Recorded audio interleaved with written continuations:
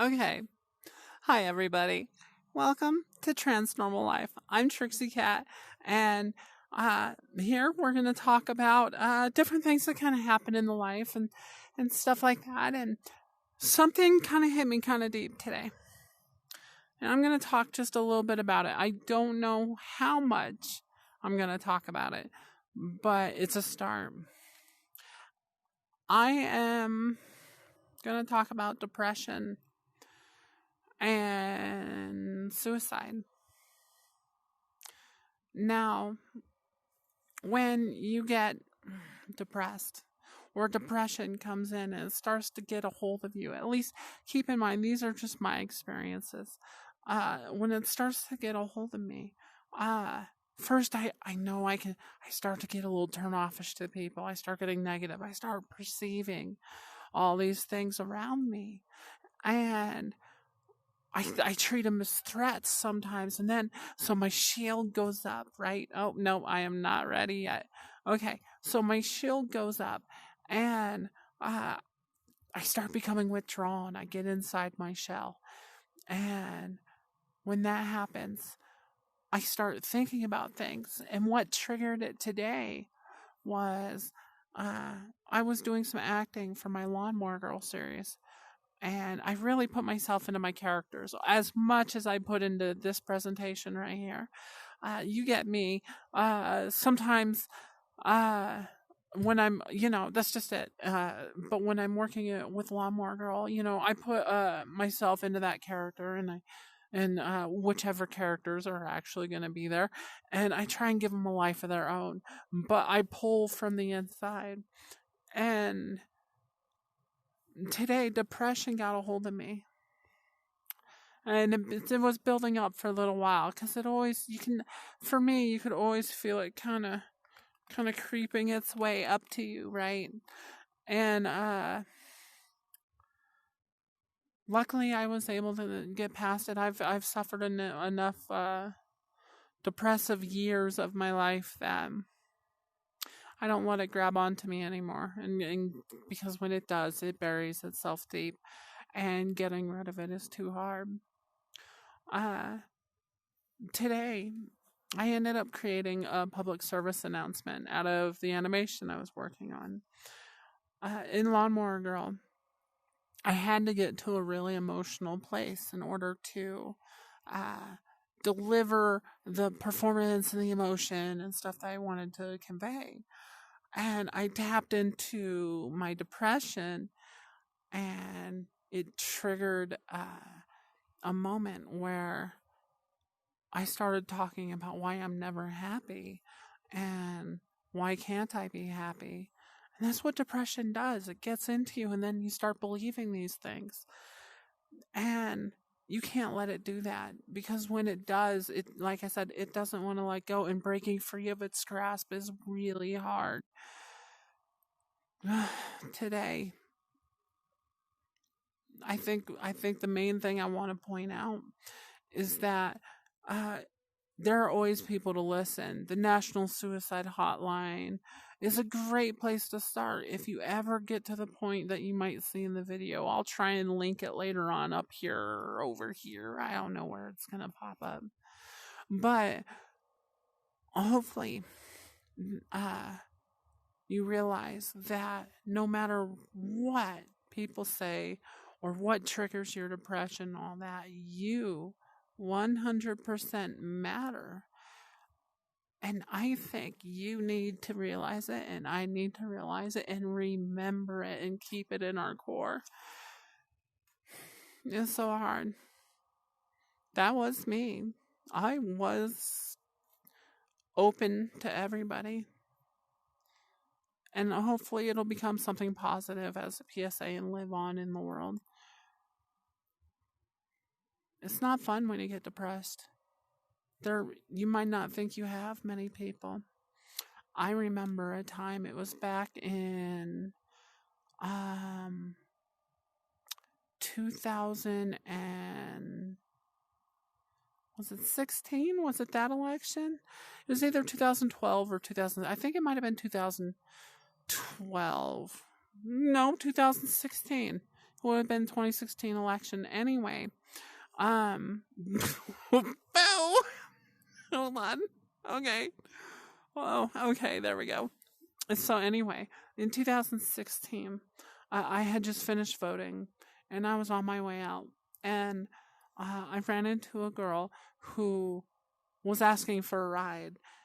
They wanted to get away from the area and just find a place. And while I was talking to them, they let it out that they were running away. They were wanting to get away from their family and their father. And during our course of the conversation, they weren't, from what they told me, they weren't being sexually abused. Uh, it was just harsh rules and, young teen girl, you're controlling my life. I don't want anyone to control my life. And so, that's the type of situation that they alluded to. And I was talking to them and I was like, if it's about rules, then they're just there to protect you. And that's fine. Now, if you're in danger or you need help, we can take you to the police or a hospital, and let authorities take it over from there. But ultimately, I told her that I think the best course of action would have realized that their harsh rules were coming from a place of love, from what it sounded like. That's the way they made it. And here was a young girl ready to throw her entire life away by running away. And that's not too far off from when the dark thoughts creep in. Because, see, when you get to the point where depression really becomes a way of life for you, and every single day you put on that fake smile, you sit there and you charm everybody you meet. You give them the biggest smiles and make them feel good about themselves. And on the inside, you're hurting here in the heart. And that's how I feel all the time. And it doesn't feel like anybody's out there in this world that cares for me. Everybody is going to be concerned about everybody else. And I have to look out for me now because I love myself. I love this world. I love everybody in it. Even the people who have attacked me in the past, physically and, mentally and all that. And we're all humans. We all make mistakes. Some people should be punished severely for those mistakes. I can think of one person in my life who should, but, well, let's just say time will catch up to them.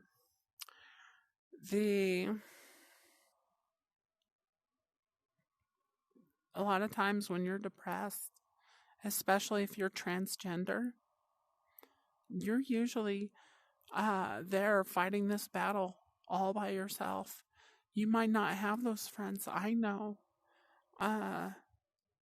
Everybody I know, they're not around. We're getting to the end now. That must be the one for the end.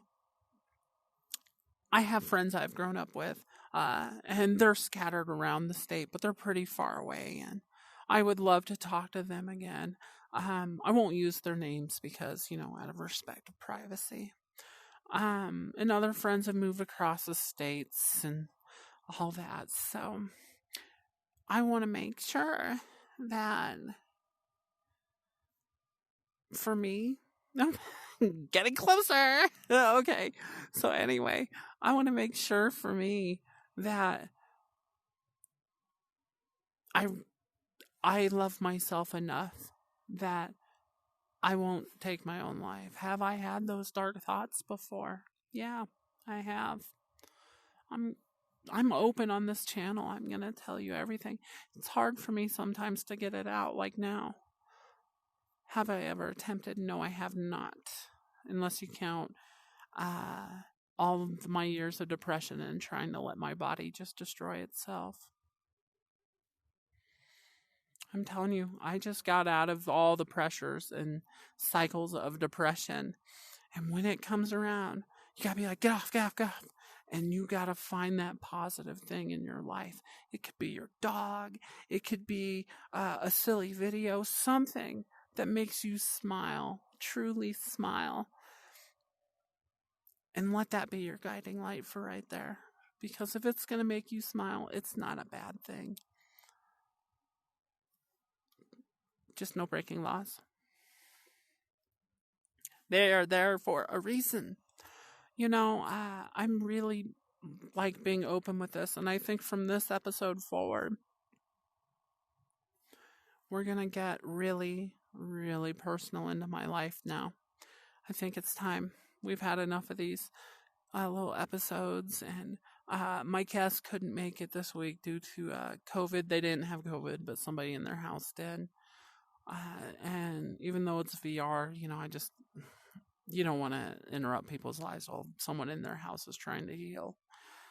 And so we're going to get to a point where we can record that session and have a good one. Just remember, somebody will always listen. There's the Trevor Project, which is a youth organization for transgendered youth, and they will listen. You could always drop messages in the comments. I go through them all, all one of them, maybe one. I'm not sure. Anyway, to the National Suicide Hotline, because depression is a beast, and that beast does not like to let go. It drives its claws so deep, and sometimes you just need a little help. So just remember, stay strong. You're beautiful, and I hope you have a beautiful night.